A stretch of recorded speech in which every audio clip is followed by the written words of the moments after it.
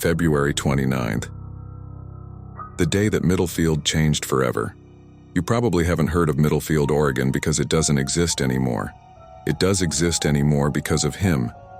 And that all started on February 29th, 1988, with the disappearance of Carol Grott. It was raining the day that Carol Grott disappeared. She was 15, 2 years younger than me. Middlefield was pretty small, a few thousand people, and no records of it now. But back then, before Carol went missing, it was a pretty calm little town. Situated near the border of Idaho and Oregon, it's one of those farm towns where everyone knows everyone, and nothing ever happens. At least nothing ever happened until February 29th, all those years ago. That day, all of us walked to school, just like any other day. The school was a plain building, 6 stories with a track and a football field that also served for soccer. Not that we really had many sports, there were only 400 students from kindergarten up. It was impossible not to know everyone, and even more impossible to not know everyone's business. Carol never showed up. The teachers called her parents, who were concerned but not too concerned. It wasn't unheard of for kids to occasionally play hooky or to sneak off somewhere with someone of the opposite, most of the time sex. Of course, word got around then.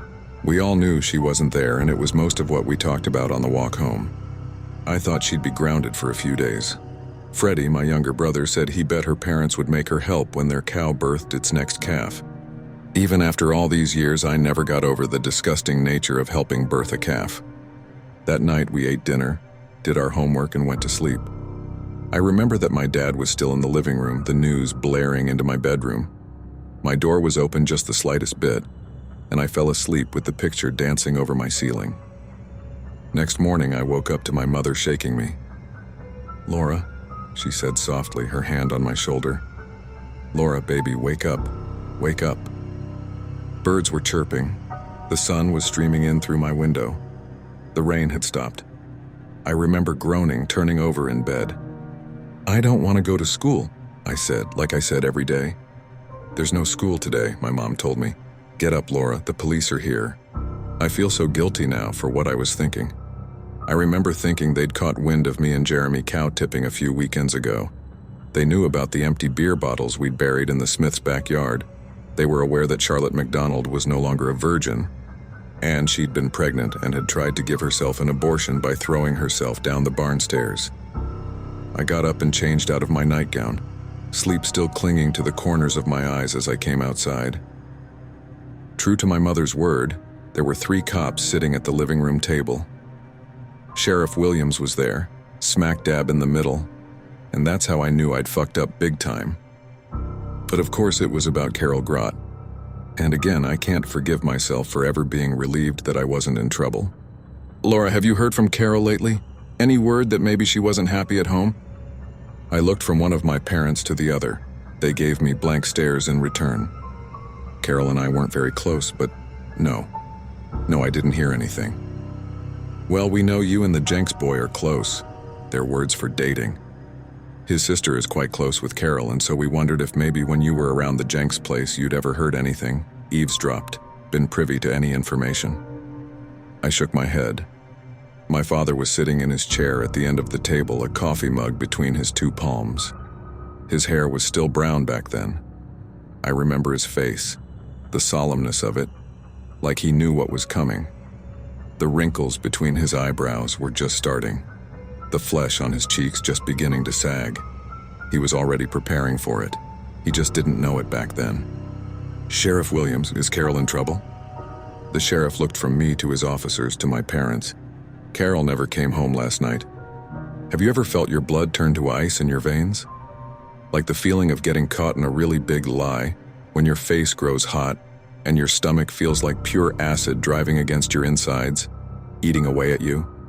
The kind of panic that manifests in shaking and shivering, trembling. It was like the whole world was filled with water. Everyone was sitting at the table, still and somber and grounded, and I was just trying to find which way was up. That's when I started hyperventilating. I don't know why it bothered me so much. Like I'd told the sheriff, I didn't know Carol very well. Yes, she was Jeremy's sister's friend, but that's a lot of removal. She was 2 years younger than me. Different class at school.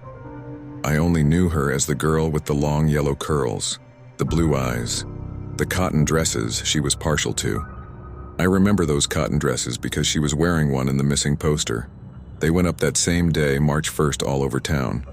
Carol looking down at us, smiling like she'd never been taken. As for all of us, school was canceled for quite some time. It was canceled for a week because all the teachers were in the search party, and half of the seniors and juniors too. We searched the woods, the fields, neighboring areas. We drove all the way down to Twin Cities and all the way to Salem. We called the highway patrol of 5 different states: Nevada, California, Oregon, Idaho, Washington. None of it mattered, because she showed up on a Tuesday. At least, her body showed up on a Tuesday. It was found on the side of the highway leading out of town, right there on the side of the road, laid out with an orchid sitting on her forehead. The rumor was, and all I got were rumors, because the adults were worried that we couldn't handle the truth, at least for Carol, at least not until more started disappearing. The rumor was that she'd been found with her eyes wide open, staring at the sky, blue marbles. The orchid had been arranged so that the long tendrils of roots were planted into her ears and nose and mouth. The stems leading up out of her body, flowers pointed to the sky. She'd been dressed in white, the rumors went. A white dress laid out on the side of the road, dead. There were other whispered rumors. Things like sexual assault and rape were whispered quite a bit. Apparently the ME had thrown up when he looked beneath that white dress. He said it was the bruises and what was done to her down there. It was noted also that Carol was missing a foot. As for the official cause of death, we didn't know. The ME had no idea, said there was no sign of strangulation, stabbing, asphyxiation. He said of all things, Carol, 15-year-old Carol, had had a heart attack. Post-mortem, the orchid had been planted inside of her. Indeed, her brain had been scooped out, severed at the optic nerves. Her skull had been turned into nothing but a pot. But why she had died, the exact method of his killings, I wish I still didn't know. The truth is, I do know. I know exactly what he did to his victims. I know because I was his last, and I know how Carol died. Because I was there when Freddie died. He took us. He kept us. I'm the only one who got out alive. We weren't allowed to watch the news for some time after Carol's body was found. There were pictures that showed what had been done to her head. But rumors flew rampant at school back then, and we all knew how the orchid had found its place inside of her. The back of her head, a long, slim incision made at the base of her skull, another at the base of her jaw. The skin had been peeled up. The tendrils of orchid roots had been snuck inside her nose and ears. Some surgery had been done on the plant too. It had apparently died within days of Carol's body being found. The worst rumors said that the surgeon had carefully planted the orchid within her skull after her death. There were rumors about how she'd died, spontaneous heart attack, injected with a drug that couldn't show up on the screenings, psychologically tortured, raped. The list went on. The worst rumors said that the surgeon had carefully planted the orchid before her death. How that was possible, I didn't know. It made me sick to think of it. It made my stomach turn, the acid and bile scrubbing against my insides until I had to excuse myself. That's what I did frequently those days. Carol hadn't been my friend, but I could still see her. I could see her in the hallways, smiling as she opened her locker. And when I vomited, the bile rushing up out of my stomach and into whatever vehicle I had managed to reach, the image of her pain and suffering almost transferred to me. I knew what she was feeling. I thought I knew. Middlefield was under curfew. We had to be home before dark, and it was suggested against leaving the house before first light. Of course, most of the farmers didn't listen to this. They had to be out and about before the sun came up. But there was no problem. Middlefield had a small police force, but they were pulling all-nighters patrolling the town. More volunteers signed up. City police came down from Eugene to help. There were even some fancy detectives who walked around in ties and carried their badges on their belts, right next to their guns. One night, 3 weeks after Carol's body had been discovered, I heard a noise outside the house. My room was on the second floor. My brother and I shared a wall with our parents' bedroom down a small hallway and separated by a bathroom. Freddie and I both had windows that pointed outside to the street, though his window was partially obscured by the branches of an old oak that grew on our property. I thought at first the noise was a patrol. It sounded like rustling, someone going through our garbage. Then I thought that maybe it was raccoons there looking for food. The rustling was loud, a clanging of glass on tin and footsteps. I swear I could hear grunts. I could hear someone making an effort, really going through their paces. My heart was pounding. Trying to be quiet, I grasped around in my nightstand for the flashlight, rolling out of bed and going to the window.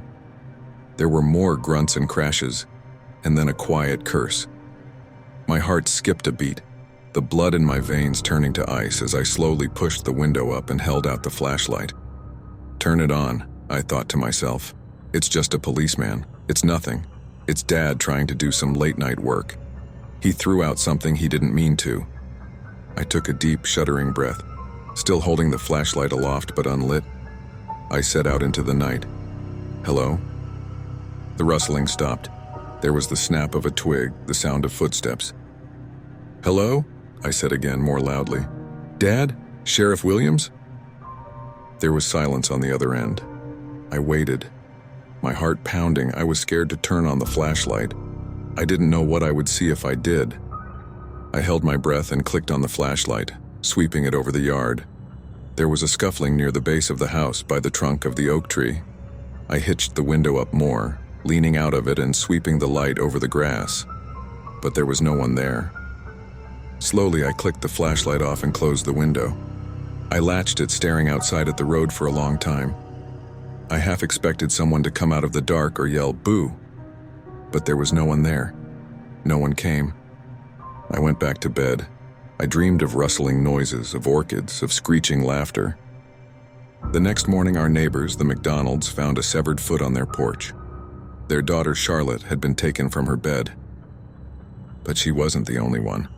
My boyfriend, Jeremy, was gone too. Before Carol Grott, there weren't any murders in Middlefield's history. Sure, sometimes cowhands got into fights when they'd had one too many beers at the bar, and that ended with Sheriff Williams carting them off to the one-cell jailhouse so they could work some stuff out. But there was never really any serious crime. Cow tipping, underage drinking, and sex were part of growing up. Of course, just because there aren't murders don't mean there aren't deaths. The old church down the road from the Jenks place joked that they hosted as many wakes as they did sermons, since Sunday morning was a day to sleep in after a hard week's work. Mr. Tom White doubled as a pastor in the county veterinarian, specializing in equine births or something of the like, so he was often tired too, and more than happy to hold off a sermon in return for another few hours of sleep. Life didn't take a break in Middlefield is what I'm saying. Babies were occasionally born, old folks died. There were tragedies on occasion as well. 10 years before I was born, a boy belonging to the Millers had drowned when he went up to Lake Owehee on his own. His body had never been found.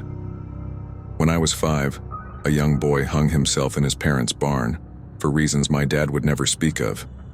There were rumors, of course, but nothing ever came of them. Similarly, just 2 years before Carol Grott disappeared, one of my friends had died going into labor.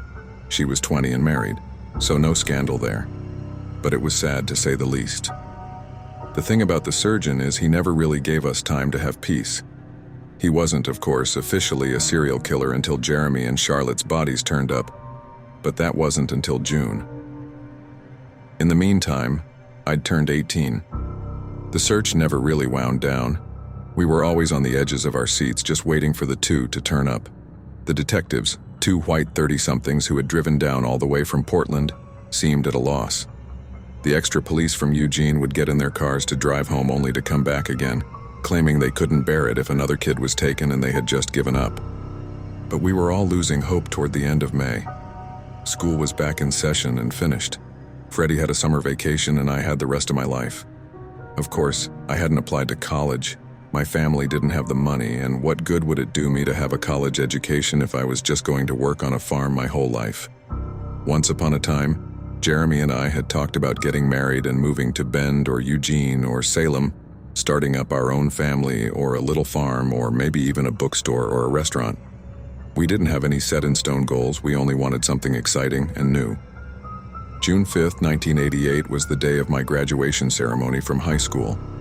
I got to put on the cap and gown with my small class of seniors, and we were to sit on fold-out chairs on the football field in the blazing sun while Mayor Radcliffe gave some speech about education. And then we'd all go home and have barbecue or else play a friendly game of soccer or football, and the next day some of us were planning to truck up to Lake Oahe and go swimming. But those things never happened, I'm sure you could guess, because June 5th was the day that Jeremy came back into my life. I was the one who found Jeremy. I think it must have been planned that way. I think during his imprisonment with the surgeon, Jeremy must have talked all about Middlefield, maybe even all about me. I found Jeremy from my bedroom window, looking out at the road and watching the dawn on the day that I was supposed to get my diploma. I knew what it was before I even really knew what it was. That doesn't make sense, I know. But I ran down the stairs and out into the front yard without thinking about it. And there he was. His hair had been trimmed and he didn't have a beard.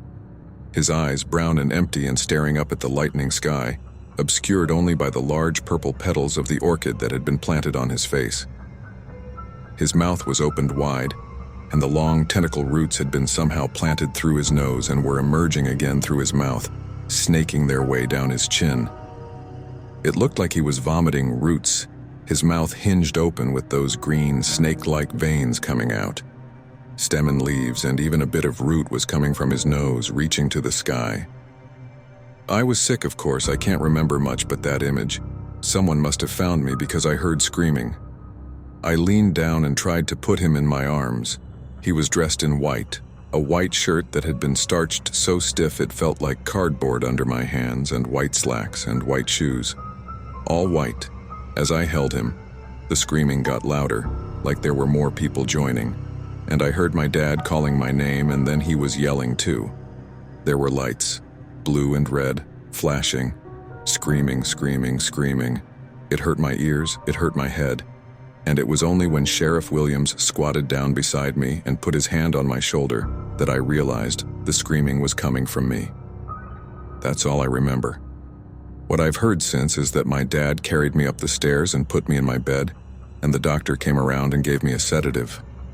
I slept for almost a week straight on drugs, dreaming of nothing and remembering nothing, and coming around only to learn from Freddie that Charlotte's body had turned up too, and that Tom White Jr. and Olivia Frank and Sandy Green had been taken, and there had been a foot on the Franks' porch, and also on the Whites' porch but not the Greens, and that the detectives figured the surgeon was trying to figure out how much damage he could do and how many he could take all at once. I stopped going out. I just wanted to stay in bed. The doctor came, and Freddie came and sat by my bed, and even a specialist from Eugene came to talk to me about trauma and grief. There were different pills to take, and most of them make those next few weeks before the latest 3 turned up fuzzy. That's how I learned the details then, in a state of half-consciousness. So I hope you'll forgive me if I don't get them all right. The ME had found that Jeremy's death was as inexplicable as Carol's.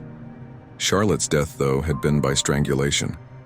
There was nothing forensically left on the body that would have been useful. Apparently there had been some hope when seminal fluid had been found on Charlotte. But then the DNA matched for Jeremy. Both of them had bruises and scars and lacerations beneath their white clothing. Jeremy, post-mortem, had been castrated. Charlotte had been found with an orchid just as Jeremy had. I didn't want to hear anymore. I wanted to block out the world. Freddie was my only source of sanity in that time. He used to get in bed with me and hold me while I cried for hours. He hauled up the old TV and VCR and took Dad's car and drove all the way to Boise and back, 4 hours round trip, to get brand new movies and cold cheeseburgers that we could heat up and eat. It was comforting, even though the buns were chewy and the fries were soggy. It was comforting to the extent that anything can be comforting when you see how your boyfriend has been murdered and turned into a pot for a plant. It was the middle of July when the 3 latest bodies turned up. I was still in bed, though I'd been taking small walks in the afternoon. Freddie had even convinced me to get on a horse one day, and I'd gripped the reins until my knuckles went white while Freddie spoke soothingly to the mare so she wouldn't buck. Then after about 10 minutes I got off, and Freddie took my hand and we walked back home, and I got back into bed. The morning after I'd gotten back on the horse, the bodies turned up. I'll spare you the details except to tell you it was more of the same. Orchids, rape, and torture. One body with no identifiable cause of death, while the other two had been strangled. The ME guessed they'd all been killed at the same time, all kept for a day or two before their bodies were planted back at home. None of the funerals had taken place. All of the bodies were being kept in cold refrigeration units until the investigators decided there was nothing else of use. Of course, it wasn't those two detectives from Portland anymore. They'd been replaced by feds in black SUVs. People were leaving by then. In some cases, leaving was making them go broke. Several families I knew had just picked up and left in the middle of the night, spooked, saying they were going to stay with family in Eugene or Bend or Boise. Others sold off all their farm animals and tried to move ship and sell their land. No one wanted to buy, not in a town where children kept going missing, so they ended up losing most of what they had but got to keep their children. In the 2 weeks between the end of July and when the surgeon took his next victims in August, the town became a shell of itself. I woke up from a nightmare on August 10th, 1988. In it, I'd been making love to Jeremy when suddenly roots sprouted from his mouth and ears and nose, and he started gurgling and choking and then fell dead on top of me. Even though I was screaming, the roots took hold of me, winding their way into my ears and nose and mouth, forcing their way down my throat. I woke up gasping. I hate to say it, I do. I hate what I'm about to tell you because I think it makes me a terrible person. But part of me wishes I hadn't woken up that night. Part of me wishes I'd taken some drugs to go back to sleep. Then I never would have had to go through it. But I did. I didn't sleep through it. I did wake up and hear the rustling outside the window again, just like the night before Jeremy went missing. I did reach into my nightstand with my heart pounding and grasp my flashlight. I did go to the window. I did see a figure. 2 figures. A black vehicle of some sort. There was a figure, tall and large and shadowy, dragging another across the grass of my front yard. It was Freddie. I knew it was Freddie. And without even thinking, without even doing anything remotely smart like you'd think I'd have done, I ran down the stairs without my shoes and out onto the front porch. I ran into something strange and soft and cold, and across the grass toward the figure. And I started yelling at that point, telling him to get away from my brother. The lights went on in my house, I think, because the shadows got worse. I was on him then. He hit me hard across the face, then in the stomach. He picked me up like a rag doll and threw me in the back of a box truck. The metal sheet was rolled down, and the world was black. I felt around with my hands, desperately reaching around for something to use to get out. But the only thing my fingers found were 2 sets of legs. I could hear yelling outside. There was banging on the back of the door, and I was screaming for my mom, my dad, for help. Then we were moving. It was pitch black in the back, and all I could do was feel around on my hands and knees. There were 2 other bodies back there, and one at a time I felt until I could identify their chests, and pressed my ear to them, listening for a heartbeat. I kicked against the side of the vehicle where the driver would be. I slammed my fists on the metal. My heart was pounding. I told myself it was another dream as we drove further and further away. I screamed until my throat went numb, even though I knew it wouldn't do any good. I banged on the metal. I tried to open the back hitch. Finally, the car slowed. I started to cry. I knew I was going to die. I knew Freddie was going to die. Whoever else was in that trunk with us was going to die. And we were all going to die after something truly horrible was done to us. Then we would be dressed in white and orchids would be planted in our skulls and we would be deposited back at home. We were going to die. The hitch slid open. I lunged, scraping and kicking and screaming for all it was worth. I got a hand to the throat, a quick dart that sent me breathless and gasping for air. There was a hissing sound, and the sound of metal tumbling in the back of the van. I'd lost my voice and my air. I was going to die. I was going to die. I was going to die. It hurt. The gas. I looked for new air but couldn't. The air I gulped down was anything but pure and clean. It burned the inside of my throat, my nose, my eyes. I tried to scream but couldn't. I choked, sucked in more air to try and compensate, choked. The world got fuzzy. My stomach contracted and I vomited. I felt my thigh wet and thought I'd peed myself. I coughed, sucked up air, choked. I could feel myself suffocating, could feel my brain trying to get oxygen. That's all I remember until I woke up in the surgeon's room. When I woke up, I was on a bed. The room was bright and white. Floodlights, that's what they call them. There were floodlights glaring down at us, so that when I closed my eyes, there was still this red fire. My entire body hurt. My lungs burned, and when I coughed, it sounded like it does when you have a cold that lingers far too long. My eyes hurt, stung, felt too dry. The exact feeling is hard to describe. Like every part of my body had been dried out. I would have done anything for some water. Freddie was on a bed too. It was bright, but there's always a degree to which your eyes adjust. I remember lifting my head up to look at him, but my head throbbed so badly I had to put it back down. I turned my head enough to see that his chest was rising and falling. That was enough for that moment. The other room was taken up by a girl. Her face was turned away from me, but I thought I recognized her hair.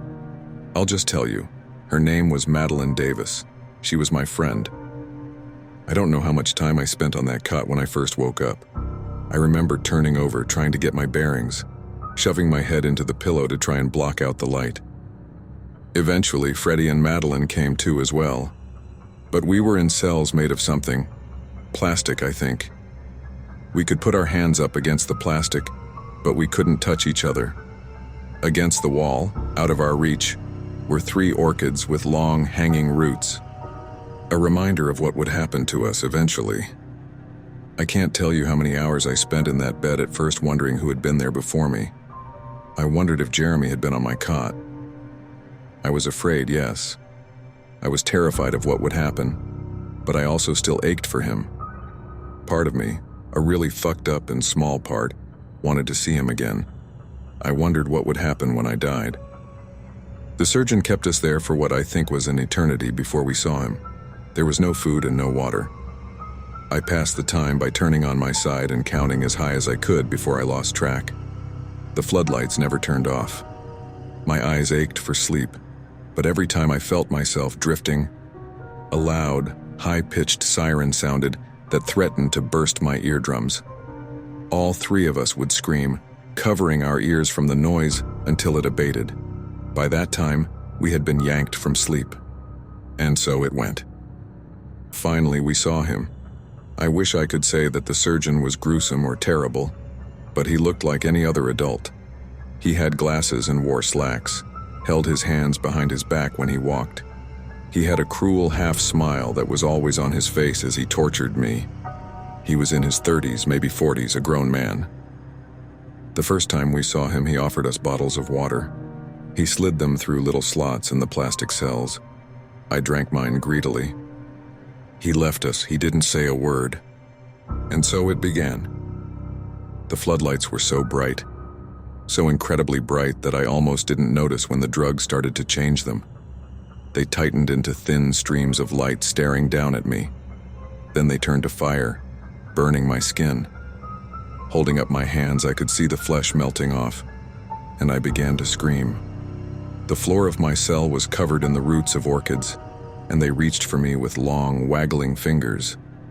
The very air itself was deadly. I could see that it had been changed from air to poison, and the few shadows that weren't eliminated by the floodlights turned to demons that watched me with piercing eyes. I tried to look for Freddie. In the cell over, he was curled up on his side with his knees to his chest. I watched as his flesh ate at itself. His clothes and skin were dying before my eyes, curling into black ash and dribbling down on his bed. Madeline's hair was made of snakes, their eyes staring at me as they opened their mouth to hiss. But my own hair was made of snakes too. I pulled at it, tried to yank it out.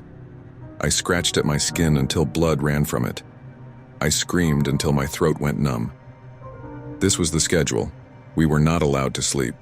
The surgeon would enter, give us drugged water, and leave.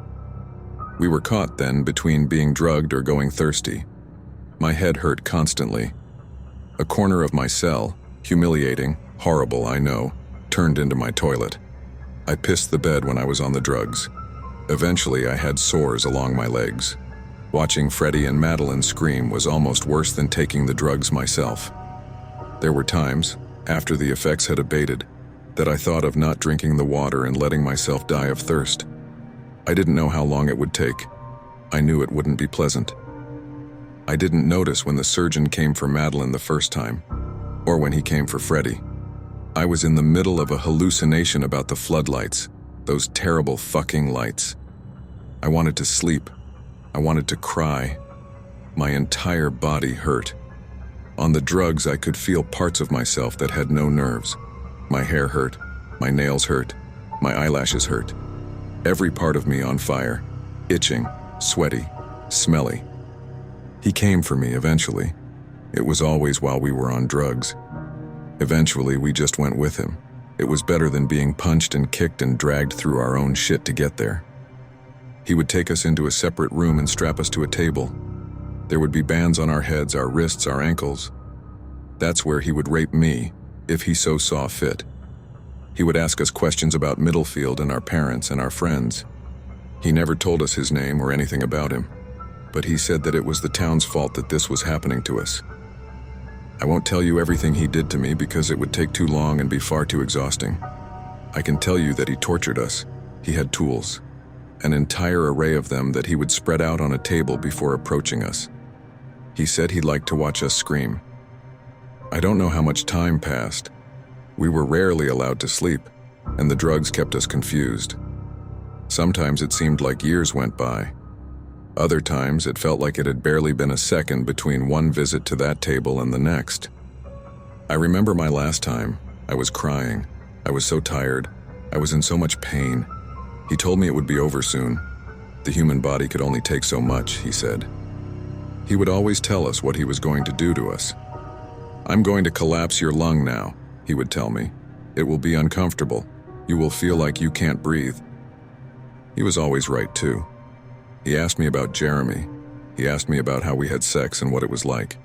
He asked me about the town. He broke my finger when I didn't talk. Drugs, torture, seeing the orchids on the wall. It formed a new time, a new era. In what I have to think was the day before Freddie died, the surgeon gave us a rare respite. We were all on our cots with the floodlights on. I mouthed the words to Bob Dylan songs to Freddie through the plastic barrier. Our full water bottles sat on the floor near our beds. It was a brief moment of lucidity. Freddie was crying. On the other side of me, Madeline had curled up and hugged her knees to her chest. None of us had been able to speak to each other since we had been taken. None of us had felt the touch of another person on us. None of us were allowed to sleep. Freddie died first. He was there, and then he just wasn't. The surgeon took him, and when he brought Freddie back, Freddie was dead. The surgeon dumped him on the floor of the plastic cell, in the midst of Freddie's own waste. My brother's head was turned toward me, and his eyes were open. I was almost glad because it meant that he wasn't going to suffer anymore. None of us were going to suffer anymore. It was time. I'd given up by then. I didn't care. It was going to hurt. It was going to be unbearable. It was going to be torture. At one point, I had refused to drink the drugged water he gave us.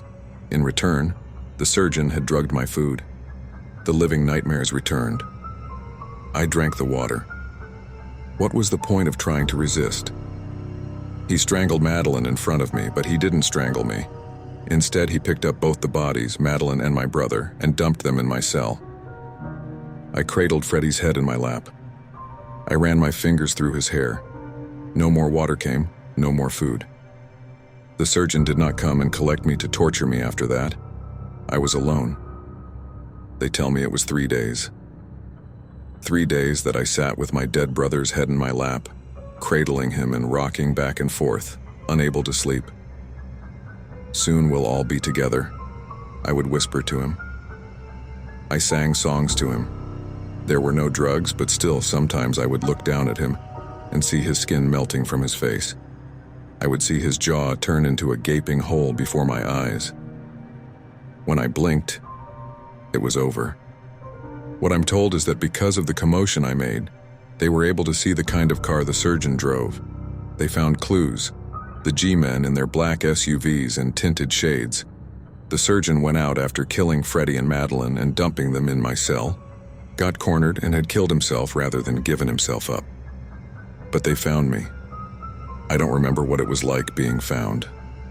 There are many memories, fragmented and smashed to bits. Did I think they were angels? Did I think I was dead? It's hard to say now. I stopped talking. For 6 months, they put me in a special hospital and I didn't talk. I developed severe agoraphobia. I would hide under my bed, clutching my knees to my chest and shaking. I had incessant nightmares where I would wake up clawing at the air, screaming, thrashing. Naturally, there were no orchids in that wing of the hospital. The police tried to question me. They wanted to know everything that had happened to me, every sordid detail. I would tell them, eventually, but not then. I had to be sedated again. I was told that I went far away.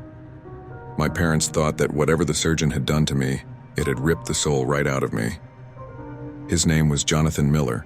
He was 46. When he was 18, 10 years before I was born, his mother had found the remains of animals he had killed as a child buried in their yard. His father, William Miller, had driven him up to Lake Oahe under the guise of a graduation present, knocked him unconscious and thrown him in the lake to drown. Then they'd claimed he went up by himself, that it had been an accident. The town had mourned Jonathan Miller and then moved on. The doctors told me this while I was still mute, staring at the ceiling of the hospital room. The Millers had been arrested. I didn't go to Freddie's funeral. I didn't go to any of them. Eventually, I spoke again. I drank water without fear. I took a step outside, and then another. I let my father hug me. My parents sold the farm. Everyone did. No one wanted to live in that town anymore.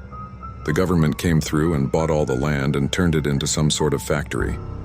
We moved to California, the warm part. My room had blackout curtains, so that whenever the light became too much, I could close them and experience the dark. I never got over it, I guess you could say. I healed. The scars on my body disgusted me less and less.